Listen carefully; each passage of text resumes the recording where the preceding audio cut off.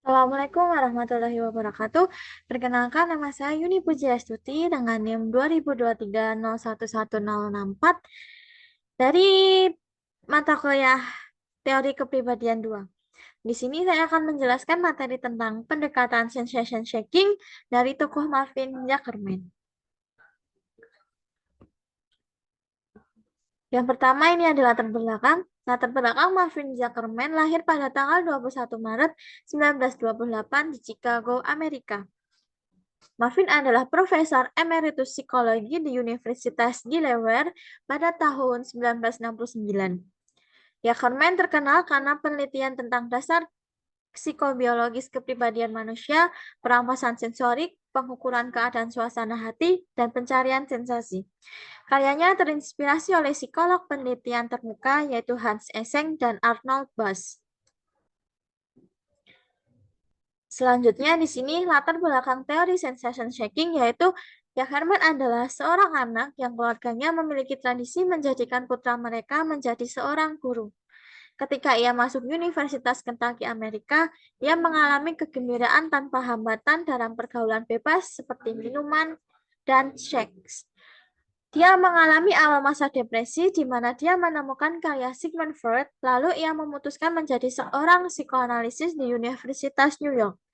Ia mulai fokus melakukan penelitian, ia menghabiskan beberapa tahun di rumah sakit, kemudian di lembaga psikiatri di India, mempelajari tentang kekurangan sensorik. Karena efek kekurangan sensorik inilah, Zuckerman mulai mencari variabel mendasar yang mengarahkan pada individu ke tingkat gairah optimal. Pemeriksaan tingkat gairah yang optimal sudah ada sejak awal mula psikologi ahli eksperimen yaitu Wilhelm Wundt dan Sigmund Freud dan Joseph Breuer. Selanjutnya di sini ada pengertian dari sensation shaking. Menurut Zuckerman, sensation shaking adalah sebuah kepribadian yang ditandai dengan pencarian suatu yang bervariasi, baru, serta pengalaman-pengalaman yang mendebarkan. Tujuan sensation shaking sendiri adalah untuk mendapatkan kegairahan dan meningkatkan rangsangan yang optimal dan akan cenderung mencari stimulus baru yang luar biasa. Mungkin saja berbahaya bagi orang lain dan akan menimbulkan yang namanya kecemasan.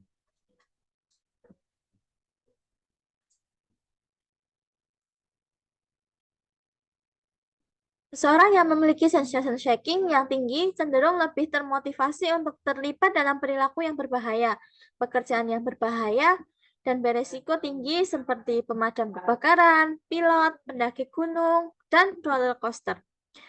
Orang dengan trait high sensation shaking cenderung terbuka terhadap pengalaman baru, bersifat overaktif, sedangkan orang dengan trait low sensation shaking merasa takut dan menghindari aktivitas yang berbahaya.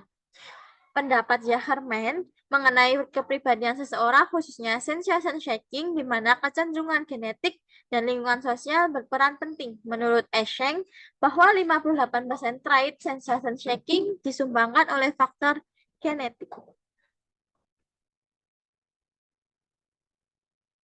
Di sini selanjutnya ada yang namanya komponen sensation shaking. Pengukuran dari sensation shaking menjadi 4 komponen, yaitu pertama, thrill and adventure. Mencari sensasi yang menggairahkan lewat kegiatan yang berisiko, misalnya panjat tebing, menyelam, terjun payung, bungee jumping, dan sky. Selanjutnya ada yang namanya experience seeking. Experience seeking adalah mencari sesuatu yang bersifat stimulus lewat pikiran, penginderaan, misalnya itu seperti khayalan, ide, dan imajinasi. Yang ketiga ada disinhibition, yaitu mencari sensasi lewat stimulus sosial dan tingkah laku. Story seperti minum-minum, berjudi, pesta, atau hubungan seksual. Yang keempat ada boredom susceptibility, yaitu seseorang yang menghindari kegiatan yang monoton dan membosankan. Karakteristik perilaku dalam penelitian Zuckerman tentang teori sensation shaking dan juga di dalam bukunya yaitu Psychobiology of Personality Problems in the Behavior Science, ia menguraikan ciri orang berkepribadian sensasi tinggi yaitu pertama, punya keberanian ekstrim. Kedua, menyukai segala hal yang menantang. Ketiga, menganggap segala sesuatu yang kurang beresiko. Keempat, memiliki tipe ekstrovert seperti mudah bergaul, banyak bicara, impulsif, asertif, dan terbuka terhadap pengalaman baru. Selanjutnya ini ada yang namanya faktor sensation checking.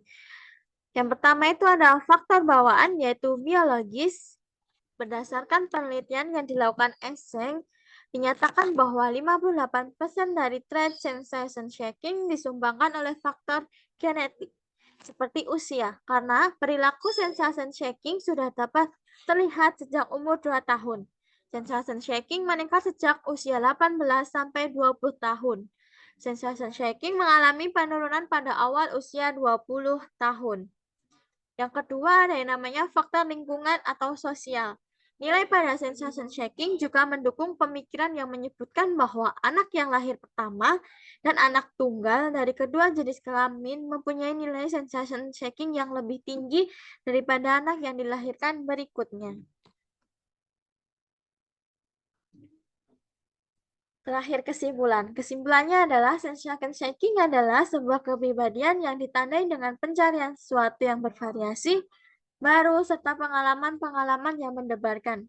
Komponen atau konsep sensation checking sendiri itu ada 4, yaitu thrill and adventure, experience checking, distribution, dan boredom susceptibility. Ini ada daftar pustaka, dan makasih. Sekian presentasi dari saya. Bila ada kurang dan salahnya, mohon maaf. Assalamualaikum warahmatullahi wabarakatuh.